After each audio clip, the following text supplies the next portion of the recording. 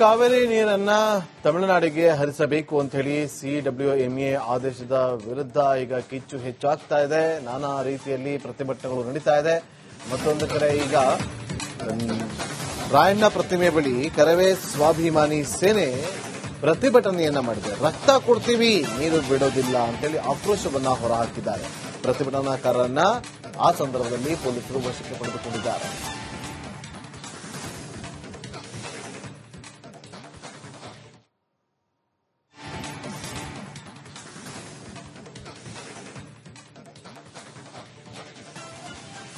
ನಾವೀಗ ಸಂಗೊಳ್ಳಿ ರಾಯಣ್ಣ ಸ್ಟ್ಯಾಚ್ಯೂ ಬಳಿ ಇದ್ದೀವಿ. ಸಂಗೊಳ್ಳಿ ರಾಯಣ್ಣ ಸ್ಟ್ಯಾಚ್ಯೂ ಬಳಿ ಕಾವೇರಿಗಾಗಿ ಪ್ರತಿಭಟನೆ ನಡೆತಾ ಇರುವಂತದ್ದು. ಈಗ ನೀವು ದೃಶ್ಯಗಳನ್ನು ನೋಡ್ತಾ ಇರಬಹುದು. ಇಲ್ಲಿ ರಕ್ಷಣಾ ವೇದಿಕೆ ಏನಿದೆ, ಒಂದು ಪ್ರತಿಭಟನೆ ಮಾಡುವಂತಹ ಮುಖಾಂತರ ನಾವು ಕಾವೇರಿಯನ್ನ ಯಾವುದಕ್ಕೆ ಕಾರಣಕ್ಕೂ ಕೂಡ ಬಿಟ್ಟುಕೊಡೋದಿಲ್ಲ ಅಂತ ಹೇಳಿ ಒಂದು ಇದನ್ನು ಕೂಡ ಮಾಡ್ತಾ ಇರುವಂತದ್ದು. ಈಗಾಗಲೇ ನೀವು ನೋಡ್ತಾ ಇರಬಹುದು ದೃಶ್ಯಗಳಲ್ಲಿ. ರಕ್ತ ಬೇಕಾದ್ರೂ ಕಾವೇರಿ ಬಿಡಲ್ಲ, ಬಿಡಲ್ಲ, ಬಿಡಲ್ಲ. ನಮ್ಮದು ನಮ್ಮದು ಕಾವೇರಿ ನಮ್ಮದು. ಇದು ಅವರ ಹೇಳಿಕೆ ಆಗಿರುವಂತದ್ದು. ಅಂದ್ರೆ ಯಾವುದೇ ಕಾರಣಕ್ಕೂ ಕೂಡ ನಾವು ಕಾವೇರಿಯನ್ನ ಬಿಟ್ಕೊಳ್ಳೋದಿಲ್ಲ, ಅದು ಯಾರು ಆಜ್ಞೆ ಮಾಡಿದ್ರು ಕೂಡ ಅದಕ್ಕೆ ನಾವು ಬಗ್ಗೋದಿಲ್ಲ ಅಂತ ಹೇಳಿ ಈಗ ದೃಶ್ಯಗಳನ್ನು ನೋಡ್ತಾ ಇರಬಹುದು. ಪ್ರತಿಭಟನಾಕಾರರನ್ನ ಇಲ್ಲಿಂದ ತೆರವುಗೊಳಿಸುವಂತಹ ಒಂದು ಪ್ರಕ್ರಿಯೆಗಳನ್ನು ಕೂಡ ಮಾಡ್ತಾ ಇದ್ದಾರೆ.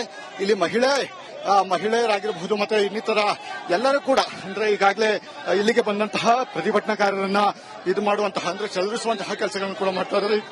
ಈಗಾಗಲೇ ನೀವು ನೋಡ್ತಾ ಇರಬಹುದು ಎಲ್ಲರನ್ನು ಕೂಡ ಅಂದ್ರೆ ಇಲ್ಲಿರುವಂತಹ ಮಹಿಳೆಯರಿಗಾಗಿ. ಸರ್, ನಾವು ಕಾವೇರಿ ನೀರಿಗೋಸ್ಕರ ಹೋರಾಟ ಮಾಡ್ತಾ ಇದೀವಿ. ಕಾವೇರಿ ನೀರು ನಮಗೆ ಬೇಕು, ಕುಡಿಯಕ್ ನೀರಿಲ್ಲ. ಯಾಕೆ ಹೋರಾಟ ಮಾಡ್ತಾ ಇದೀವಿ ನಾವು? ಸಾರ್ವಜನಿಕರು ಒಳ್ಳೇದಾಗ್ಲಿ, ನಾವು ಕನ್ನಡಿಗರು. ಕಾವೇರಿ ನೀರು ಬೇಕು.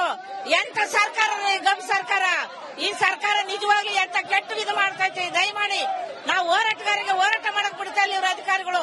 ಇವ್ರೇನ್ ನೀರು ಕುಡಿತಾರ ಅಥವಾ ಸಣ್ಣ ತಿಂತಾರ ಗೊತ್ತಾಗ್ತಾ ಇಲ್ಲ.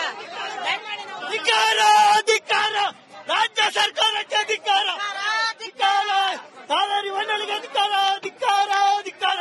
ಬೇಕೇ ಬೇಕು, ನ್ಯಾಯ ಬೇಕು, ನಮ್ಮದು ನಮ್ಮದು. ನೋಡ್ತಾ ಇರ್ಬೋದು ಈ ತರಹದ ಒಂದು ಪ್ರತಿಭಟನೆ ನಡೀತಾ ಇದೆ. ಈಗಾಗಲೇ ಎಲ್ಲರನ್ನೂ ಕೂಡ ವಶಕ್ಕೆ ಪಡೆದುಕೊಳ್ಳುವಂತಹ ಒಂದು ಕೆಲಸಗಳನ್ನು ಕೂಡ ಮಾಡ್ತಾ ಇರೋದು. ಹೀಗಾಗಿ ಸದ್ಯ ಈ ರೀತಿಯಾದಂತಹ ಒಂದು ಪ್ರತಿಭಟನೆಗಳು ರಾಜ್ಯದ ವಿವಿಧೆಡೆ ಈ ರೀತಿಯಾದಂತಹ ಒಂದು ಪ್ರತಿಭಟನೆಗಳು ನಡೀತಾನೆ ಇದೆ.